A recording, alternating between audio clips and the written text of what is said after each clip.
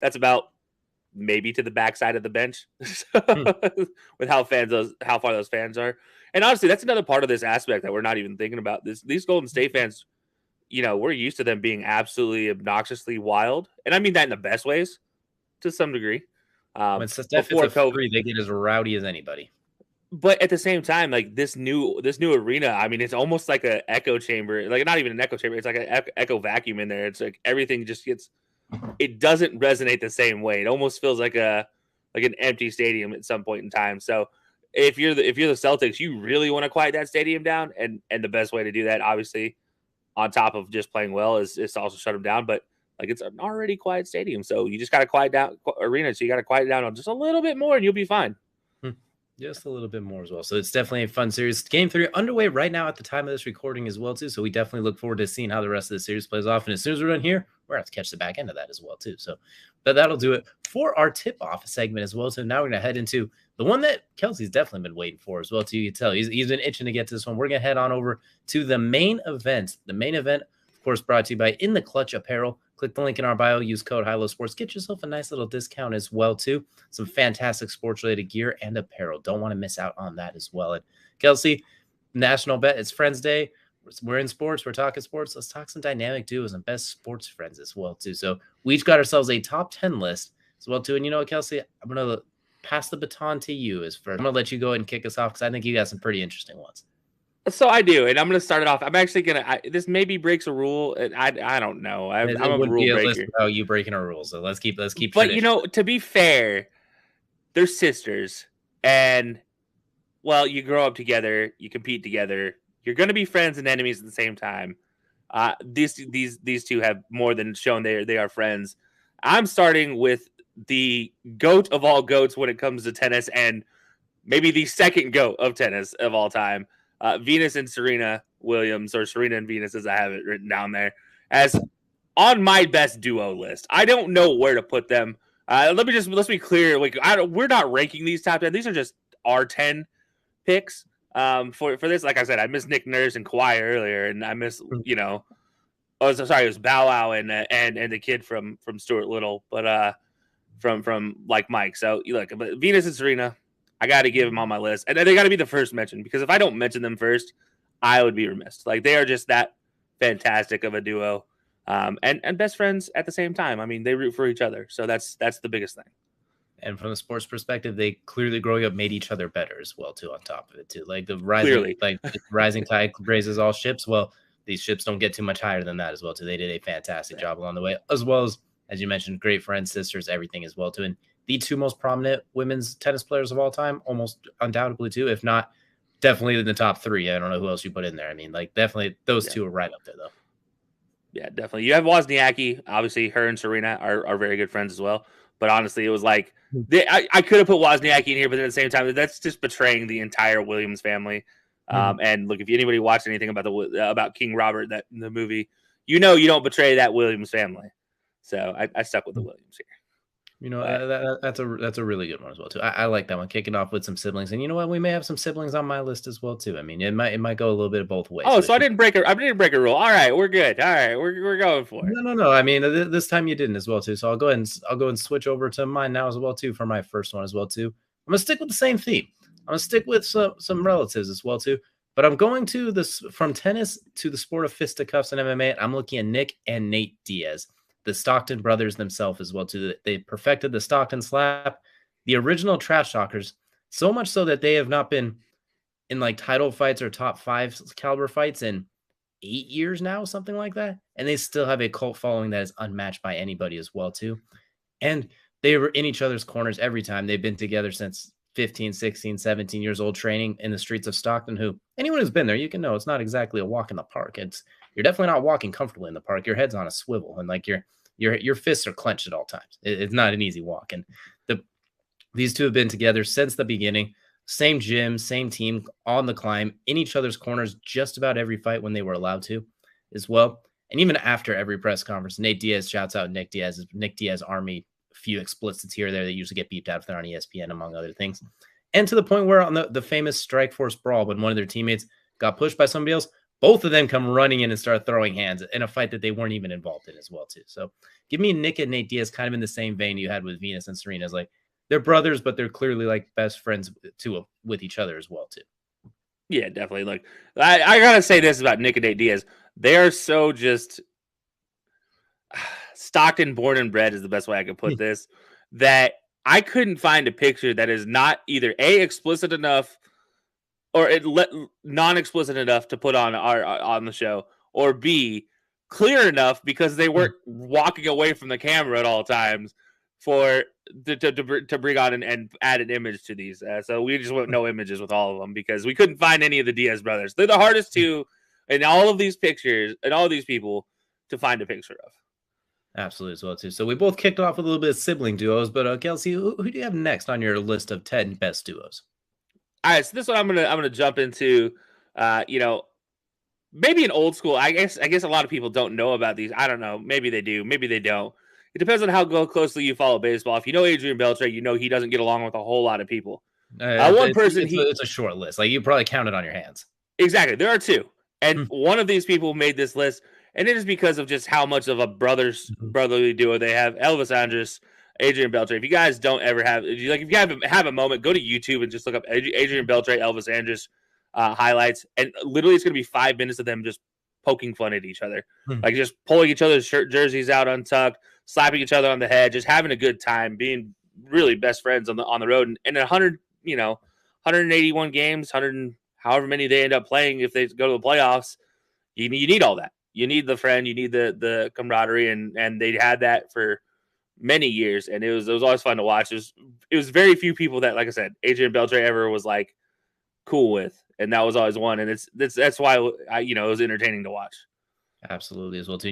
You know what, we had siblings in our last segment. These two kind of act like those like 10, 11-year-old brothers that always kind of like pick on each other, like flick each other in the ear, pull the shirts, little bars back and forth, things like that. Like they had the same kind of vibe back and forth. So I like this one. It's a very underrated one. It's like if you know, you know. But then once you find out, it's like, oh, okay, yeah, that makes sense now. And if anybody's wondering who the other person I referenced about Adrian Beltre is, it's King Felix Hernandez. Those two obviously from their time together as well. Absolutely as well. So I'm going to go ahead and jump into my next one. I'm going to go to the gridiron for this one. And it's a underrated one because not many people know about it, but I'm looking at DJ Moore from the Carolina Panthers, the receiver, and Curtis Samuel, the former receiver of the Panthers, now with the Washington football team, Commanders, the Gryffindor, whatever they are at this point as well too. Ronald Weasley's team. And the reason I'm going with this one that's kind of underrated is they were both when they were both on the Panthers, they were really close. DJ Moore wore number 12. Curtis Samuel wore number 10. After Curtis Samuel left, I think he was released and was signed with Washington. DJ Moore changes number to 2, which 12 minus 10 equals 2. And then there was a picture of them both in the hallway before a game. They used to like dap each other up before going out. DJ Moore did it on one side and Curtis Samuel did it on the other side, and they put the picture kind of next to each other as well too. So I think that was something that was really interesting. They came into the league around the same time. In fact, it might have been the same draft class, if I'm not mistaken. And then just the little the brotherly love they had going through, even through separate teams, still able to keep it strong as well. So it's a more intriguing one, but just that picture alone and like that little idea of maybe is that why DJ Moore changed his number to 2? Well, we'll never know for sure, but just little thing like that, I think it's an underrated duo. Yeah, look, I still think of the picture where DJ Moore's hugging emptiness after the move, and that's that picture. Like I tried so hard to find that picture so we could put it up here, and unable to find like a good image of it and one that we're allowed to put up here. And yeah, it was one of those ones that like you saw the picture and you're like, man, that like we all know football's a game and it's a business, but that's one that hits a little deeper. Like that was just like that one hit a different level of like, oh man, that's gut wrenching. Yeah, exactly. Like it may be a business and everything like that, but the people and the relationships are a lot more than just that. Sometimes, depending on who it's depending, but sometimes they do go deeper than that. So we'll go ahead and move on to your third one now. Third on your list. And I think this is where you're about to start cranking things up a little bit here. I think you've been easy on us, but I think you have some tricks up your sleeve. I maybe could go some different tricks here. I want to go with a very wholesome, lovable duo and one that maybe most people, I hope you guys know about this. If you don't know about these two, we're missing out on life. And that is Tim Duncan and the masterclass himself, Greg Popovich. The dynamic of all dynamic duos, as far as coach-player relations, friends together. I mean, these two are as hilarious as they get when it comes to just old man dad vibes in all the world. Like Greg Popovich might be a younger person at soul than Tim Duncan is, but they both give you the same dad vibes at the end of the day. And let's not forget Tim Duncan still rocking the mid 90s, super baggy everything clothes, and Greg Popovich telling him he needs to go get a tailored suit eventually. And Tim Duncan just like, nah, man. Like not even for his own induction into the Spurs Hall of Fame. He was like, nah, I'm good. Still rocking Tommy Bahama. And he still shops at Old Navy. There's still been pictures of him hanging out in Old Navy as well, too. I don't know how he finds clothes that fit him in there, but they exist, I guess. He finds a way, or there's like a Tim Duncan section in that particular Old Navy as well, too. But he is, honestly, he acts about how Greg Popovich looks, and Greg Popovich acts about how Tim Duncan looks. Like you mentioned, they're the ultimate yin and yang as far as personality to age. Yeah, no, I just love these two together. Like they crack me up. They've always had a good relationship from the time they were players to time. Obviously, Tim Duncan came in the league with Popovich as his coach, and now as Duncan's retired and moved into potentially coaching, they've continued their strong relationship. And yeah, it's one that I'm interested to see where it goes. I think honestly, these two could become like a coach and assistant coach, and it could be very hilarious for everybody. Absolutely. You know what? I'm glad you said hilarious. That's going to transition us perfectly into this next one that because this one, when I was thinking, I was racking my brain. I was like, what would be a good one for this? I was like, oh my goodness, this is quite the fit. We're going to go to the Pacific Northwest and we're going to talk Pete Carroll and Will Ferrell. Pete Carroll, obviously the head coach of the Seahawks, and Will Ferrell, Jackie Moon, and honestly just Will Ferrell. That's all you need to know at this point. Their relationship is interesting because it goes back to when Pete Carroll was at USC. Both USC guys, but Will Ferrell's one of the top boosters, is there too, one of the most famous alumni. Pete Carroll, arguably the best coach in USC history as far as football goes. And even to the point where even now as the coach of the Seahawks, Will Ferrell still, when Pete Carroll wants to prank his team or mess around with them, he brings in Will Ferrell as well too. There was once Will Ferrell showed up and pretended to be Greg Olsen in a virtual meeting as well too. Like the amount of different hijinks that he gets with him as well too. He was literally brought in as a player for the Zoom call. It's absolutely hilarious. They had Will Ferrell kicking field goals into the audience and stuff like that too during when he was a coach at USC. Like it's a very unlikely duo, but at the same time, it just makes so much sense as well too. Like honestly, if you set them next to each other, I can almost see them looking a little similar as well too at that point. So I like this one as Pete Carroll and Will Ferrell from a hilarity standpoint. And even though it's a very funny kind of matchup, I gotta say they are really good friends because even after the Super Bowl, if we all know the Super Bowl that I'm going to reference, that is the Marshawn Lynch non-handoff. Will Ferrell was actually on a press tour, and then gave time from his press tour to actually be like, no, look, it's in the prisoner of the moment. It happens. It's a game. You can't be so hard on him. And it's like literally backing up his friend. Obviously, if you guys don't know the story, Will Ferrell became a Seahawks fan once Pete Carroll became the head coach of the Seahawks. He betrayed his old team, whoever it was, doesn't matter anymore, to become a Seahawks fan. So it's a very lovable, interesting story between the two of them. Absolutely. And you mentioned too, there's even ones about him defending the Seahawks after they lost that Super Bowl to fans of that team, like Mark Wahlberg as well too, and having their back as well too. So following his friend even to another level of profession and changing teams on it as well too. So a fun, unlikely duo that most people don't really know about. And even that one still catches me off guard sometimes. Like, really? Pete Carroll and Will Ferrell, you know what? Okay, you know what? That's cool. I'm just going to let it happen, but I'm not going to let it slide. Yeah, so obviously, I'm going to jump into mine now, and we talk about some odd duos as well. This one might be, I don't know. I feel like this is an odd duo. I don't know if it actually is, but it feels like an odd duo. I know they played together for a long time. I know they had great winning seasons together. But Derek Jeter and Jorge Posada, and it's only because Jorge Posada is such a hobbit. Like he literally just doesn't do anything with his life. And then next thing you know, he's making these runway red carpet appearances with Derek Jeter and Derek Jeter's family. It's like the Posada and his family and Jeter and his family are going out to dinner, and there's all these paparazzi around. But Jorge Posada does not pop up on paparazzi anywhere ever. And Derek Jeter, obviously Barcelona and the Marlins now stepping away. He did hire Jorge Posada before the season started, before he stepped away, to work with the Marlins as well. So these two have a long-standing relationship, came up in the exact same season together, Obviously, to talk about one of the best runs of an MLB franchise with those Yankees, and I mean, two perennial they are Hall of Famers, no doubt about it.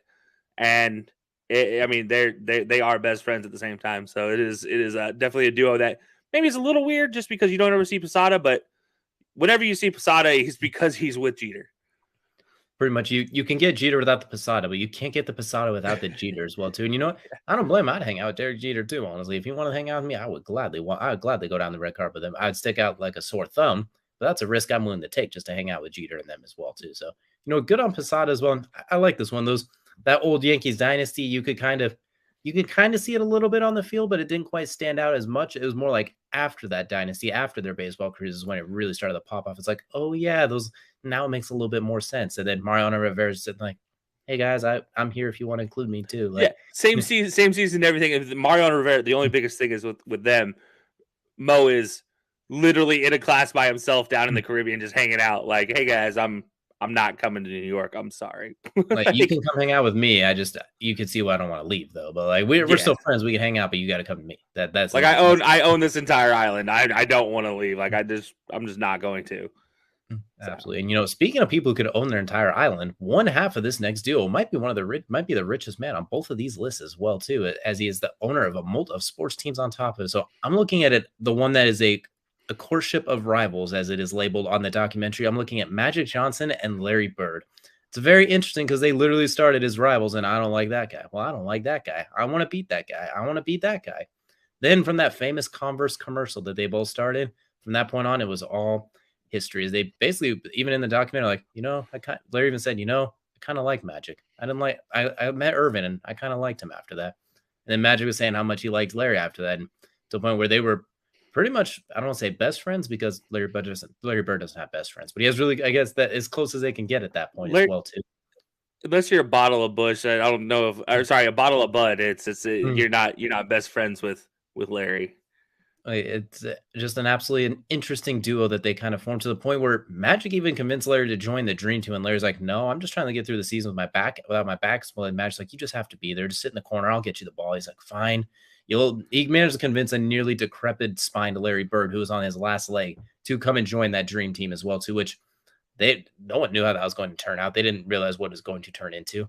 And so the fact that Magic Johnson was able to convince him to do that when no one convinces Larry Bird to do anything, and the fact that they had such a strong back and forth, even to this day, they still have such a strong rapport as well. So a rocky start, if you will, that turned into quite the dynamic duo. And I want to see Magic hire Larry Bird in some sort of capacity. Like if he gets a basketball team, maybe it's like that GM player personnel, because Larry did a pretty good run with the Pacers as well too, as far as like the GM player personnel and scouting, that type of thing. He's got a pretty good eye. So maybe they find a way to team up again here before long. That could be very interesting.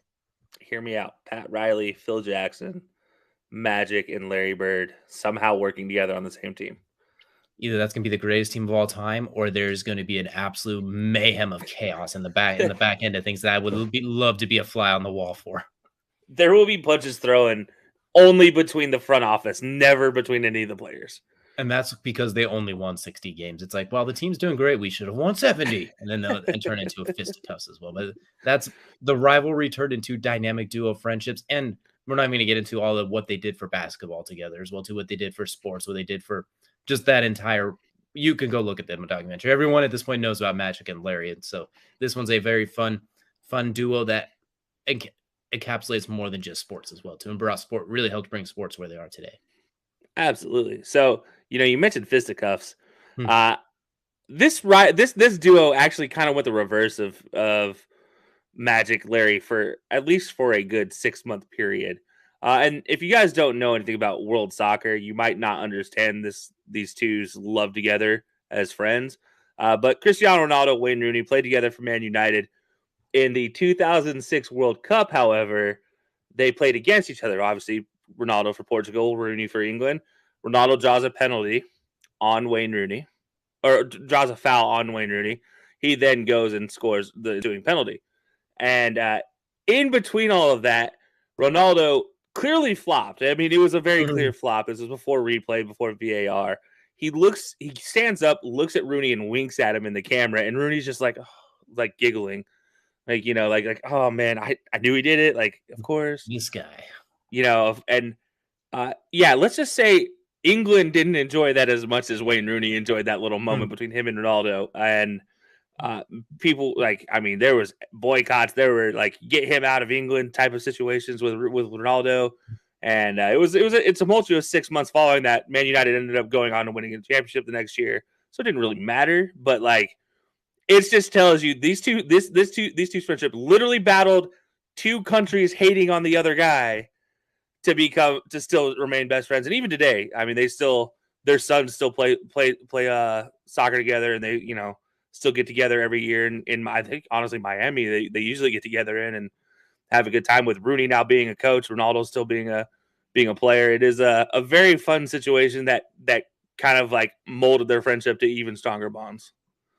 Absolutely, as well too. That's a really good one as well, and one that kind of, as you mentioned, goes into international as well too. It Yeah. crosses over country borders on top of it. A lot of ours have been pretty domestic, but that one that crosses some border lines as well too on top of it. Wars have been fought for less. Let's just be completely Mm. honest.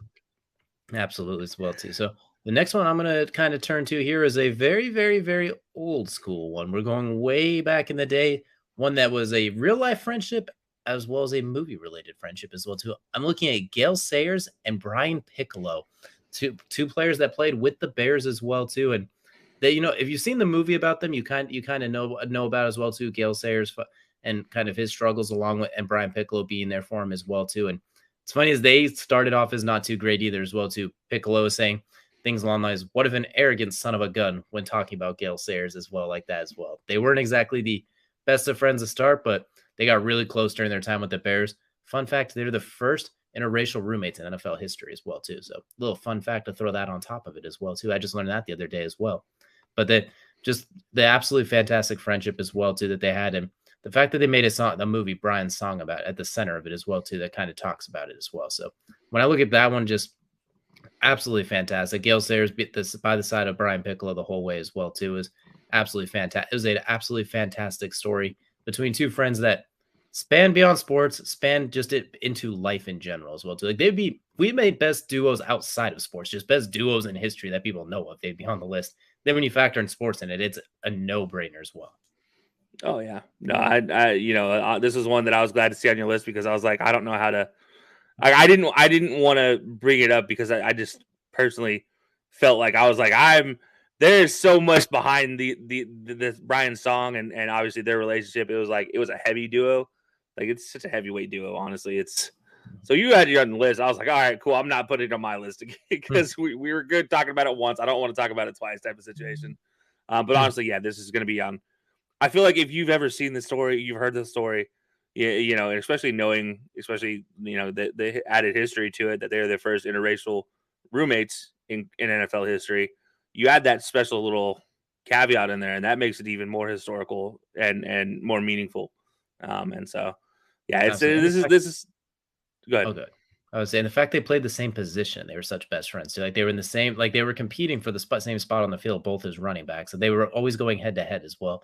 And they were still those type of best friends. Like there's no animosity or jealousy that you could come to sometimes see. Like there's always the talk of like, oh, he's a great, like this quarterback's a great mentor for the young guy, all that sort of thing.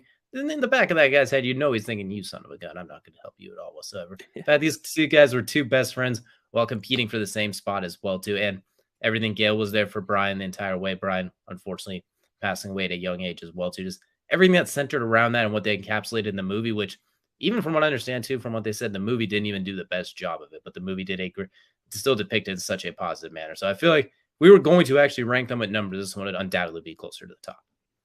Oh, without a doubt. But I am glad that you actually brought this one up, though. Like I said, because it does also introduce the other aspect of our list, which is the movie side of things. So I'm going to immediately jump right into that one and take my opportunity and go with one of the more entertaining duos on this list. I'm going to go with the Bash Brothers, the OGs themselves, Fulton Reed and Dean Conway. Dean Conway from Chicago, Illinois, by the way. Just if you've never seen D3 when he walks in and reads off his scholarship. But no, him and Fulton Reed from Minneapolis, Minnesota, smashing all sorts of things in the streets before he started playing for the Ducks.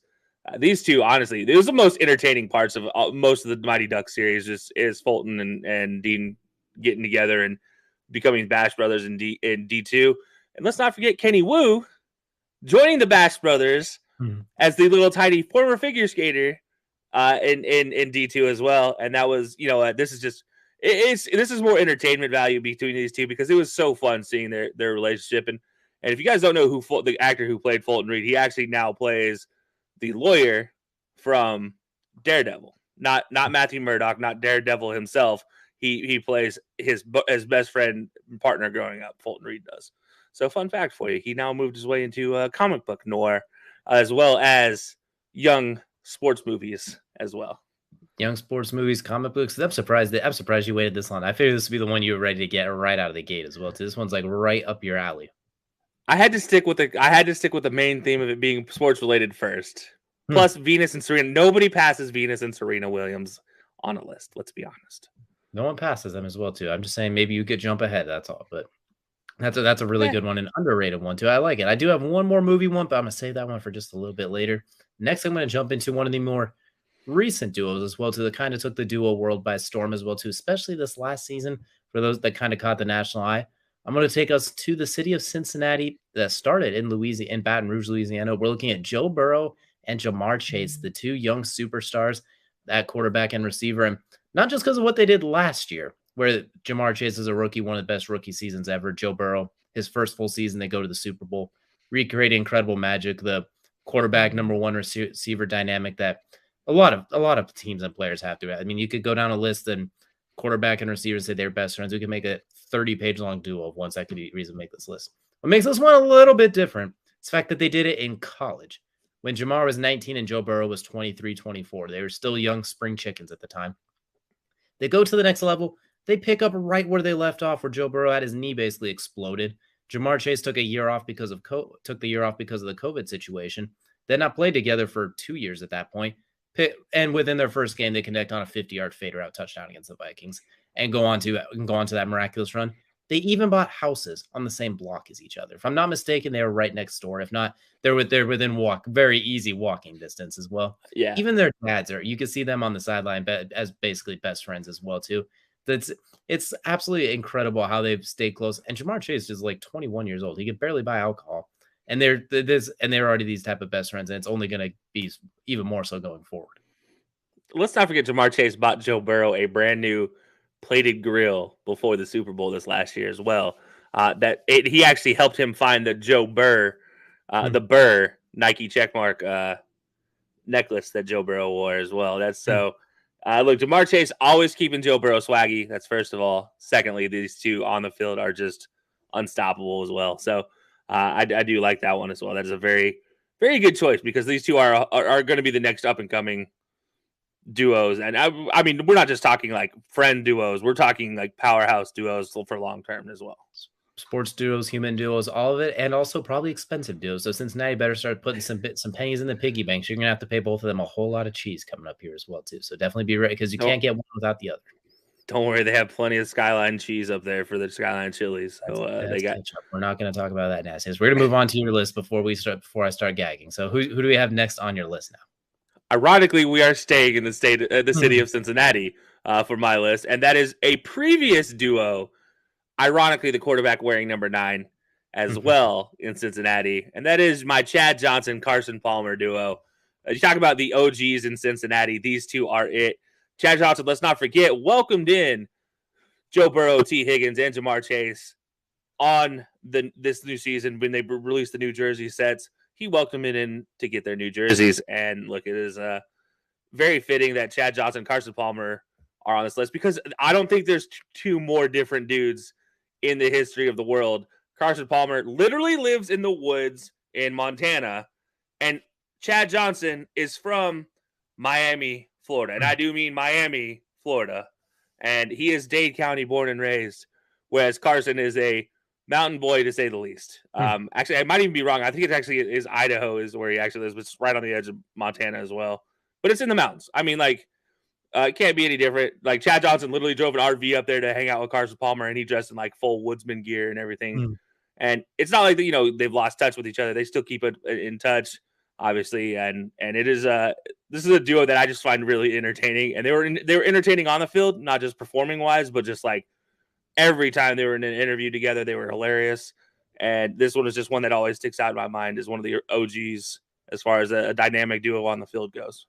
It is funny that they were so dynamic and so friendly and everything when they are such polar opposites, as you mentioned, like Chad Johnson / Chad Ochocinco when he put the Ochocinco on his back, the river dancing, all of the calling the coach in the middle of the night, like, hey, coach, I'm open, and then hanging up. And just everything that he encompasses.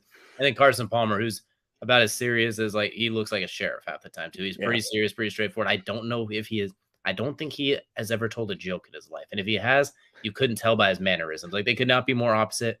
But together, it was the perfect yin and yang matchup, both on the field and whenever they talk with each other too. So I like this one a lot. I like how we kind of kept things almost very identical there as well too. Like two Cincinnati duos. Maybe this one will be able to get them a little farther. Maybe this one will be able to get that Super Bowl too.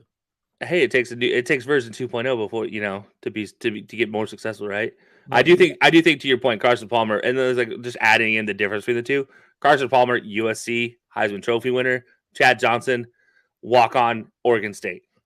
Like third, fourth round pick, if I'm not mistaken, too. Yeah, like completely different polar opposite trajectories as well. And then like that's just they made themselves. And Carson Palmer's only joke might have been, "Hey, TJ was open on that play, not you." That might have been the only joke he's ever told in his life. And Chad did not take that as a joke as well. No, not okay with that joke. Not at all as well. So next one, moving up my list now, I'm going to go back into the octagon as well. So I'm going to two guys that aren't actually related, but they might as well be at this point. I'm going to talk about Daniel Cormier and Cain Velasquez. The reason I'm going with these two is they've been training since Daniel Cormier started his career. Cain brought him in to help with wrestling, and since then they've been interlocked at that point. DC literally left the division so he wouldn't have to fight Cain when he could have been arguably the best heavyweight ever. But he wanted to avoid ever having to fight his friend. So anyone who's seen Daniel Cormier, you know that is a lot of weight he had to cut to get down to that 205-pound limit. That is a lot of weight in a very short person. So that's hard to get rid of. And he still did it to himself for basically his entire career until there was an opening. And then he went up to heavyweight and was absolutely sensational. And what was that? He dominated, to say the least. Yeah, I mean, the only person he really struggled with was the greatest heavyweight ever in Stipe, but beats everybody else as well, too. Absolutely sensational. But anyway, the fact that they were there through it all, crying on shoulders after losses as well, too. Always traveling, coaching in the corner. DC literally leaving the announcing booth to go corner him and then coming back early in his career before he was made the full-time announcer switch. With everything Cain's going through off the field, outside of the octagon in his own personal life right now as well, too. And DC is there to help him through that as well, too, and always supporting him, pushing the campaign, rightfully so, by the way, as with everything going on there as well. So give me these two as kind of like the preeminent best friends coming from the octagon without the family tie on top, without the blood relativity on top of it. You know, I like it. These two. You hate yourself in DC, but like this one. Yeah, well, look, okay, so me and DC have our own, he's terrible at talking crap, and yeah, it's like he has nothing against me because he doesn't even know who I even am at this point in time. So let's probably keep it that way because I don't want to go any type of time in the ring with him, no matter how old or fat he gets. He will still kill me, and it does not matter. He is still dominant, but it's like same time I'll still talk better crap than him every day of the week. So you know what? That's say what you will. But no, I do love their story and their positivity towards each other. I mean, it does go to show you that the sport sometimes, earlier in the career, it does take precedence. But at the end of the day, if you choose to make your friends priority, it doesn't matter the sport. Like you can still succeed in your sport no matter what. And DC is a perfect example of that. Dropping down, especially that weight cut, that is hell of a weight cut for him. And yeah, it was an incredible story that he was so successful as he was. And then, by the way, I'm going to be more successful when I step up, God forbid. But absolutely as well, too. So we're getting into the final stretch here as well, too.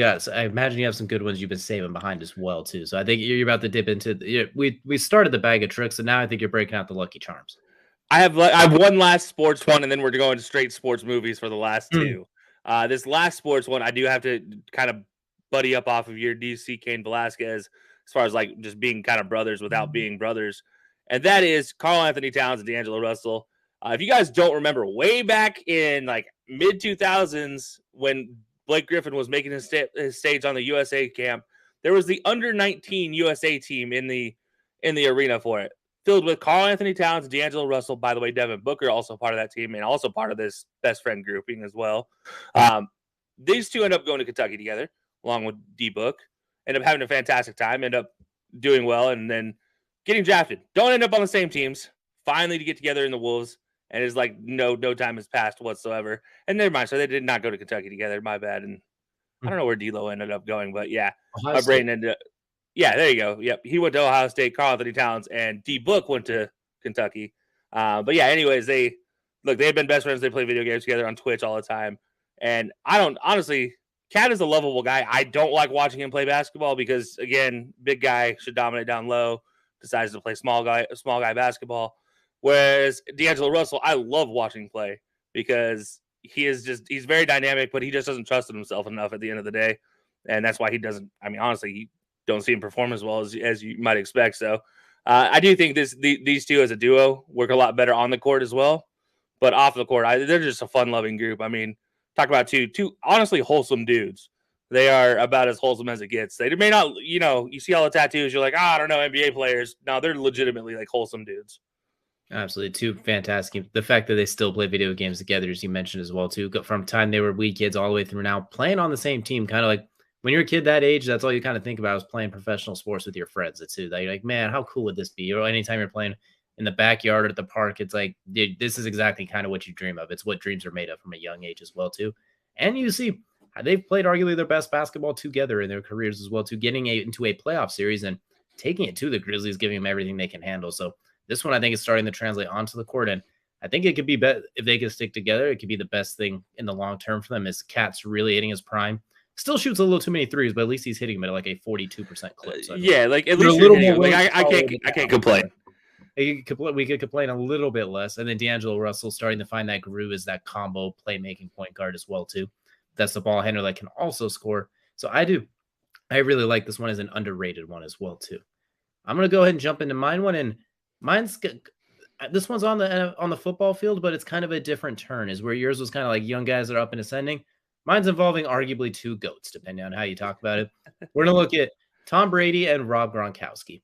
And honestly, the only real explanation we need for this one is after the Super Bowl parade where Gronkowski is carrying a drunk Tom Brady off the avocado tequila and carrying him around when he's completely plastered. That's all we really need to know about that one. But the fact that he got Gronkowski to come out of retirement and come join him in Tampa Bay, when the fact that everything they went through New England, they always vouching for each other, nothing negative to say.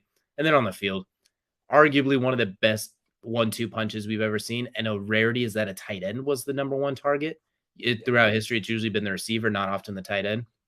In this case, everything ran through Gronk really when he was healthy. Like he opened things up for everybody. And you can tell if Gronkowski doesn't go to Tampa Bay with Tom Brady, I don't know if they win that Super Bowl. There's a different level of comfort. You saw in the Super Bowl, Gronkowski is running 1/8 of the speed he usually runs, but he still gets just enough space where Tom Brady's going to test it, is going to be willing to try it, and gets 2 touchdowns out of it. So I think there's just a lot of theirs is almost, it feels like a telepathic how they communicate with each other as well too. And on paper, they seem like such polar opposites. Gronkowski, party animal; Tom Brady, basically the GQ model stay-at-home dad kind of nerdy little thing, which we've kind of learned now. Tom Brady's got that other side to him as well too. Especially that man danced at Carnival, and at that point in time, he can do whatever he wants. Secondly, he bagged one of the most beautiful women in the world as well at the peak of her career as a Victoria's Secret model. Yeah, either way though, but we'll stick with this one on the field, and I think just the dynamic duo they bring on the field as well as off the field. I'm gonna give them one as like my top football related one. No, that's fair. That's fair. I can't honestly disagree with you at all on any of that. But yeah, look, you talk about two GOATs, arguably two GOATs together on that list. Obviously, as I said, I'm getting into the movie realm, so say what you will, but these two in the movie realm are kind of their own GOATs in their own way. I'm going Apollo Creed and Rocky Balboa, and their duo and friendship obviously led to the new Creed movie cycle, but I love what these two just kind of brought to the screen. You have Apollo Creed, flash, finesse, like, let me get in front of a camera and let me tell you how it's going to be.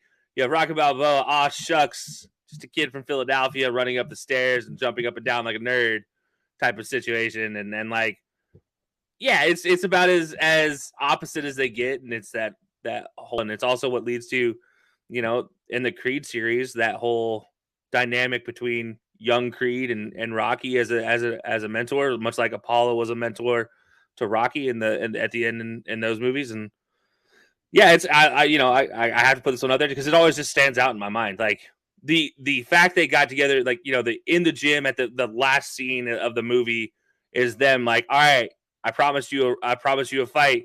We're gonna do it behind closed doors, no fandom, no nothing, and then it cuts right before you see anybody land a punch, and it's like, oh, I want to see that now. Like I want that friendship to continue, but we don't get to see it continue very much longer. And then, yeah, it was a fun friendship that I just have to throw on there because it was one that stands out from the movies.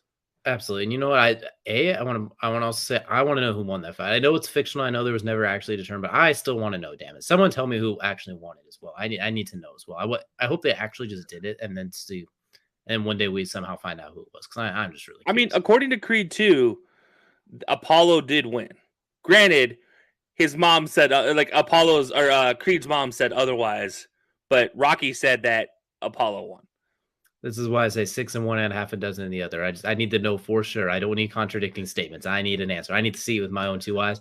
And then you just could fast forward to Rocky 4 when Apollo Creed ends up dying in the ring from Drago. Rocky immediately, what does he do? Walks straight into the training, goes to Siberia and begins training to avenge his friend immediately. Like doesn't even have like a moment of pondering, not a moment of tears, just immediately. They lock eyes, and then the next scene is training montage right into it. Does not waste a second getting back into it as well. So this is, as far as movies go, this one is definitely really high up there, and kind of wish we had more of it. I wish we could add like Rocky 4 without Apollo dying. I wanted to see that duo a little bit longer, but I agree with you. This is a fantastic one as well.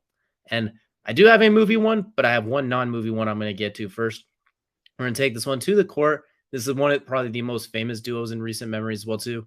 We're heading down to South Beach, and we're going to look at Dwayne Wade and LeBron James. This all started with I'm taking my talents to South Beach, and from there it was history as well too. Like we kind of know that story. Everything that the banana boats, you could have thrown in Chris Paul and Carmelo Anthony on this one. Just could have broke the rules and made it to like a four duo, whatever you wanted to do at that point. But just the back and forth these guys had, you could tell the friendship. They always are praising each other. Did all their press conferences together to the point where we saw that picture of Dwayne Wade throwing it up without even looking. LeBron dunking, one of those iconic pictures. It was literally to where when LeBron went back to Cleveland, they were struggling a little bit in that first season. LeBron takes a 2-week vacation in the middle of the season and goes to South Beach to work out with Dwayne Wade in Miami. Like literally was like, things are rough. I'm going to hang out with Dwayne. Then they turn the season around and make the finals. Later on in his Cleveland tenure, they bring in Dwayne Wade. They once again find themselves together again, even though it didn't quite mesh. They're going to be forever linked, whether they like it or not as well too, because Wade was in part responsible for LeBron getting over that hump, getting those titles. Like where LeBron is now, is it because of Wade? Where Wade stands all time is because of LeBron. They're forever linked. Whether they like it or not, they're going to be forever linked. It's almost kind of like Jordan and Scottie, just they don't hate each other anymore. And there's not quite the same venom that one has at this point as well, too. And they're on more equal ground. So I think these two are forever going to be linked, and I don't think they'd have it any other way. Fair enough. No, I do like these two. And again, I saw them on your list, so I wasn't. They were one of my first thoughts as well to put on the list. But no, I mean, these two were fantastic together in Miami and everything off the court as well. They're so friendly together. They put their sons in the same high school in Sierra Canyon to try to make it work. Granted, Zaire did not have a good time because of the head coach at Sierra Canyon, so he transferred out. But like they tried to make everything, and like they tried to basically combine their families together as well. So. My final one, though, I'm going to the OG coach-player connection, the OG best friends, and that is Charlie Conway and Coach Bombay from the Mighty Ducks. 2 Mighty Duck sightings on this list for me. No surprise if you know me as well. One of my favorite movie series. But Charlie Conway, obviously the perennial captain, Coach Bombay, the perennial douchebag coach, and look, come together. Look, let's not forget Bombay slept with Conway's mom, and yet they were still friends. Bombay helped Conway the entire way, and Conway obviously following in the footsteps of Bombay. And it led to, now that you have the new Mighty Duck series, Bombay still coaching because of Charlie Conway back in the day, still leaving him to coach. So fantastic series. I could have honestly put Coach Bombay and Hans, the skate sharpener and the hockey owner, the hockey sales area, like the hockey shop sales owner. But you know what? This one felt like a better combination. Yeah, I like that one. And honestly, I'm not even remotely surprised after once you said it. I was at first like, really? Then I was like, oh wait, yeah, okay, hold on, this makes sense. Now it has that double take for a moment, but It's an absolute perfect fit. So we're running lower on time. Jumping to my last one, also in the movie realm, we're going with Gary Bertier and Julius Campbell from one of my favorite movies, Remember the Titans, as well too. They started off hating each other, both the two All-American caliber players as well.